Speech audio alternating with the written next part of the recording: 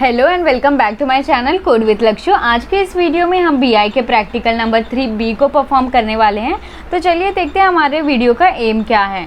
तो यहाँ पे मैंने अपना सिलेबस को ओपन करके रखी हूँ। तो यहाँ पे देखिए हम 3B को परफॉर्म करने वाले हैं, जिसका एम है create the cube with suitable dimension and fact table based on ROLAP, MOLAP and HOLAP model.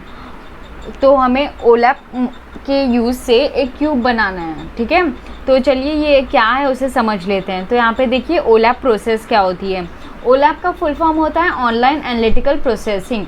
तो यहाँ पर देखिए ये इमेज में ये क्या इंडिकेट कर रही है कि जो हमारी डेटा है वो अलग अलग डेटा सोर्स से आ रही है और डेटा वेयरहाउस में स्टोर हो रही है, ठीक है, एक जगह। और अभी हम एक ओलैप क्यूब बनाएंगे, ओके। ओलैप क्यूब के थ्रू जो हमारे यूज़र्स होते हैं ना, वो एक क्वेरी फायर करके डायरेक्ट डेटा को एक्सट्रैक्ट कर लेते हैं, राइट। ये उनके लिए बहुत इजी होता है कंपेयर टू उनको डेटा वेयरहाउस से कांटेक्ट करने में जितना टाइम लगता है, उससे ज़्यादा इजीली वो ओलैप क्यूब से क्वेरी के थ्रू डेटा ले लेते हैं, ओके। तो ओलैप का काम ये होता है। ओलैप के बहुत सारे टाइप्स भी होते हैं, अगर आप डीप में पढ़ना चाहो तो पढ़ लीजिएगा, ओके। तो यहाँ पे सर्च कर लो simply SQL server management studio, open कर लेना। तो मैं आपको बता दूं कि ये जो एसक्यूएल सर्वर मैनेजमेंट स्टूडियो है, तो अगर आप देखोगे कि बहुत सारे लेटेस्ट वर्जन है ना, वो नहीं चल रही थी। एंड मैं खुद जब प्रैक्टिकल्स चालू थे मेरे, तो मैंने जब डाउनलोड करने की कोशिश करी तो डाउनलोड तो हो जा रहा था, बट जब सर्वर कनेक्ट करने का टाइम आ रहा था तो वो एरर थ्रो कर रही थी। तो मैं रिकमेंड करूँगी अगर आपको एरर आ रही होगी तो simply download the old version, okay. क्योंकि ओल्ड वर्जन में एरर नहीं आ रही है, नए वर्जन में थोड़े ग्लिचेस हैं, तो उसके वजह से आपको अगर एरर आती होगी तो मैं रिकमेंड कर रही हूँ कि पुराना जो वर्जन है उसे डाउनलोड कर लीजिएगा, ओके। तो एसक्यूएल सर्वर मैनेजमेंट स्टूडियो हमारा ओपन हो गया है। तो उसके बाद ऐसे एसक्यूएल सर्वर का एक विंडो ओपन होगी, ओके। तो आपको सिंपली कनेक्ट हो जाना है सबसे पहले। तो देन यहाँ पे गूगल क्रोम में आना है and simply search for create first data warehouse, okay. और उसके बाद ये जो कोड प्रोजेक्ट का वेबसाइट है ना, इस पर क्लिक कर दीजिएगा। और उसके बाद आपके सामने कुछ ऐसा इंटरफेस ओपन होगा और यहाँ पे देखिए एक ऑप्शन होगी डाउनलोड स्क्रिप्ट करके, तो सिंपली क्लिक ऑन इट। उसके बाद थोड़ा ऊपर स्क्रॉल करिएगा तो देखिए ऑटोमेटिकली जो आपकी फाइल है वो डाउनलोड हो गई है, ओके। तो अभी हम इससे सिंपली एक्सट्रैक्ट कर लेते हैं। तो यहाँ से हम इसको एक्सट्रैक्ट कर लेंगे। उसके बाद आपको ये जो फाइल है ना उस पर डबल क्लिक करना है सिंपली। तो ये क्वेरी एग्जीक्यूट हो जाएगी आपकी एसक्यूएल सर्वर मैनेजमेंट स्टूडियो में। सबसे पहले तो आपको चेक कर लेना है कि जो आपका डेटाबेस में सेल्स DW डेटा है कि नहीं है। तो देखिए मेरे में ऑलरेडी है, तो मैं इसे एग्जीक्यूट भी करूँगी तो one and the same thing होगा। नहीं भी करूँ तो भी चलेगा, करूँ तो भी चलेगा। तो मेरे में ऑलरेडी है तो मैं नहीं करूँगी। अगर आपके जो डेटाबेस है उसमें अगर सेल्स DW नहीं होगी तो मेक श्योर कि आप वो स्टेप को परफॉर्म करो एंड डबल क्लिक करो। उसके बाद यहाँ ओपन हो जाएगी तो एग्जीक्यूट बटन पर क्लिक कर देना, ओके। इतना सा काम करना है हमें एसक्यूएल सर्वर मैनेजमेंट स्टूडियो में। अभी हम जाएंगे हमारे माइक्रोसॉफ्ट विजुअल स्टूडियो में। तो यहाँ पे देखिए मैंने विजुअल स्टूडियो को ओपन करके रखा था। तो अभी simply create a new project पर क्लिक करूँगी। उसके बाद आपको सर्च कर लेना है analysis service management multi dimensional project, उसको सिलेक्ट कर लेना है एंड देन नेक्स्ट के बटन पर क्लिक करो। उसके बाद यहाँ पर आप अपने प्रोजेक्ट को कोई भी नाम दे देना। मैं जो भी है बाय डिफ़ॉल्ट वही रहने देती हूँ, जो कि हमारा मल्टी डायमेंशनल प्रोजेक्ट 7। और यहाँ से क्रिएट के बटन पर क्लिक कर देती हूँ। तो यहाँ पर देखिए जो हमारा मल्टी डायमेंशनल प्रोजेक्ट है वो यहाँ पे बिल्ड हो चुका है। तो यहाँ पे आपको सबसे पहले अभी करना क्या होगा, तो यहाँ पे देखिए डेटा सोर्स व्यू दिख रही है आपको, सिंपली उस पर राइट क्लिक करो and then new data source view पर क्लिक कर दीजिएगा, ओके। उसके बाद ऐसा विंडो ओपन होगा आपके सामने। तो सिंपली आपको नेक्स्ट के बटन पर क्लिक करना है एंड यहाँ से न्यू डेटा सोर्स के बटन पर क्लिक कर देना है। उसके बाद ये यहाँ पे डेटा सोर्स विजार्ड का एक पेज खुलेगी, तो सिंपली नेक्स्ट पर क्लिक करो। और यहाँ पे आपको ये देखिए ये सेकंड ऑप्शन है ना, create a data source based on existing और न्यू कनेक्शन, इस पर क्लिक कर लेना है। तो मैं अभी आपको बता रही हूँ, इसके लिए मैं पूरा वापस क्रिएट करके दिखाऊंगी। तो सिंपली न्यू के बटन पर क्लिक करना है आपको।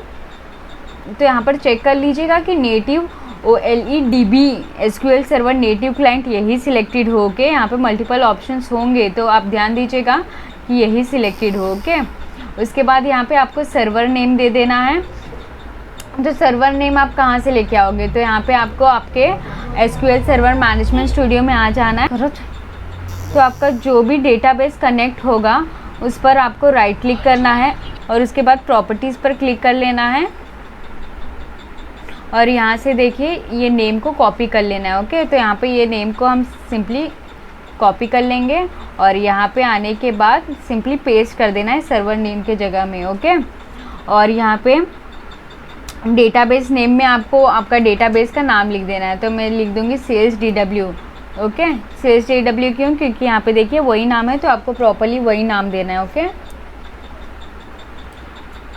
और उसके बाद नेक्स्ट के बटन पर क्लिक कर लेना है और यहाँ पे देखिए ऐसे ऑप्शन आएगी ना, तो सिंपली इनहेरिट के ऑप्शन पर क्लिक करो और नेक्स्ट के बटन पर क्लिक करना और यहाँ से सिंपली फिनिश कर दीजिए। ओके, अभी ये विंडो को हम सिंपली क्लोज़ कर देंगे। तो यहाँ पे देखिए हमारा डेटा सोर्स बन गया। अभी डेटा सोर्स व्यू के लिए सिंपली इस पर क्लिक करो, नेक्स्ट, देन नेक्स्ट,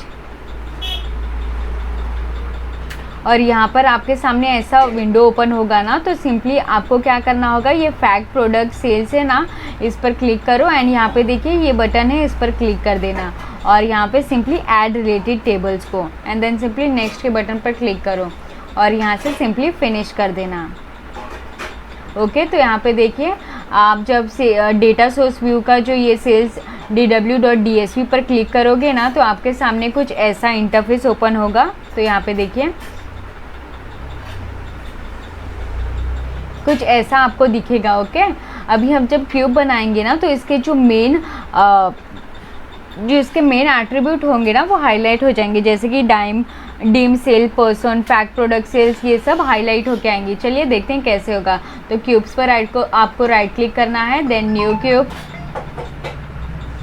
और उसके बाद ऐसा इंटरफेस ओपन होगा, उस पर नेक्स्ट के बटन पर क्लिक कर देना एंड यहाँ से यूज़ एग्जिस्टिंग टेबल ही कह देना और सिंपली नेक्स्ट के बटन पर क्लिक कर देना और यहाँ पे फैक्ट प्रोडक्ट टेबल्स को सिलेक्ट कर लेना और नेक्स्ट कर देना। उसके बाद फैक्ट्स प्रोडक्ट सेल्स के रिलेटेड जो भी टेबल्स होंगे वो ऑटोमेटिकली ऐड हो जाएंगे। फिर नेक्स्ट के बटन पर क्लिक कर देना, नेक्स्ट। तो सिंपली आपको फिनिश के बटन पर क्लिक कर देना है। ओके, जैसे ही आप फिनिश के बटन पर क्लिक करोगे तो देखिए जैसे कि मैंने कहा था कि जो आपका क्यूब होगा उसमें जो आपके मेन एट्रीब्यूट होंगे वो हाईलाइट हो जाएंगे। तो यहाँ पे देखिए आप देख सकते हो कि आपका जो क्यूब है वो प्रॉपरली क्रिएट हो गया है एंड अभी आप इसके डायमेंशंस में भी मॉडिफिकेशन कर सकते हो। वो आप कैसे करोगे, तो फॉर एग्जांपल ये date.dim वाले पर क्लिक करते हैं, इस पर आपको डबल क्लिक करना होगा। डबल क्लिक करोगे ना तो आपके सामने ऐसा इंटरफेस ओपन हो जाएगा। तो आप मॉडिफिकेशन करोगे तो डेट में हम लोग क्या क्या ऐड करेंगे, तो यहाँ पे हम सिंपली सर्च करते हैं मंथ। तो चलिए देखते हैं मंथ कहाँ पे। तो यहाँ से सिंपली मंथ को सिलेक्ट करूँगी और यहाँ पे ड्रैग एंड ड्रॉप कर दूँगी। फिर क्वार्टर को सिलेक्ट करेंगे और उसको ड्रैग एंड ड्रॉप कर देंगे एंड देन सिलेक्ट करेंगे लास्टली ईयर को सिलेक्ट करूँगी और यहाँ पे ड्रैग एंड ड्रॉप कर दूँगी। ओके, तो ये तो हो गया कि एट्रीब्यूट्स को हमने ऐड कर दिया। आप इसका हायरार्की भी बना सकते हो। तो हायरार्की कैसे बनाओगे, तो यहाँ पे सबसे पहले तो मैं दिखाना चाहती हूँ क्वार्टर को। तो यहाँ पे सिंपली क्वार्टर को ड्रैग एंड ड्रॉप करूँगी, देन मंथ को सिलेक्ट करूँगी और यहाँ पे ऐड कर दूँगी, फिर ईयर और इसको ऐसे। ओके, देन सिंपली आपको इसे सेव कर लेना है। तो यहाँ पर आपको इसे सिंपली सेव कर लेना है। तो हम सेव के बटन पर क्लिक करेंगे और फिर इसके सामने उसके बाद आपके सामने ऐसे कुछ इंटरफेस ओपन होगा। तो आपको सिंपली ओके पर क्लिक कर देना है। तो इस तरीके से आप अपने जो डायमेंशंस है उसमें आप मॉडिफिकेशन कर सकते हो। ओके, तो यहाँ पे देखिए इस प्रकार से आप मॉडिफिकेशन कर सकते हो। उसके बाद आपको प्रोजेक्ट को डिप्लॉय करना होगा। तो इसके लिए आपको क्या करना होगा, तो यहाँ पे देखिए आपका जो प्रोजेक्ट नेम है ना उस पर आपको राइट क्लिक करना है और उसके बाद आपको प्रॉपर्टीज़ में जाना है। प्रॉपर्टीज़ में जाने के बाद आपको सिंपली यहाँ से डिप्लॉयमेंट को सिलेक्ट करना है और यहाँ से आपको चेक कर लेना है, ये जो पहला वाला ऑप्शन है ना प्रोसेसिंग ऑप्शन, ये डिफ़ॉल्ट के जगह आपको इसे फुल कर देना है। ओके, और ये जो सर्वर मोड है ना इसको डिप्लॉय ऑल करके सिलेक्ट कर लेना। ओके, और यहाँ पे सर्वर ये सब में कुछ चेंजेस मत करिएगा और सिंपली ओके कर देना। ओके, और इसके बाद अभी आपको आपके प्रोजेक्ट को डिप्लॉय करना है, तो प्रोजेक्ट पर राइट क्लिक करो एंड सिंपली इसे डिप्लॉय कर देना। ओके, तो हम प्रोजेक्ट को डिप्लॉय कर देते हैं। आज के इस वीडियो में हमने जाना कि हम कैसे ओलैप क्यूब को क्रिएट करेंगे। तो अगर आपको इस वीडियो के रिलेटेड कोई भी डाउट या इशू रहेगी तो feel free to comment me in the comment section, and thank you for watching this video.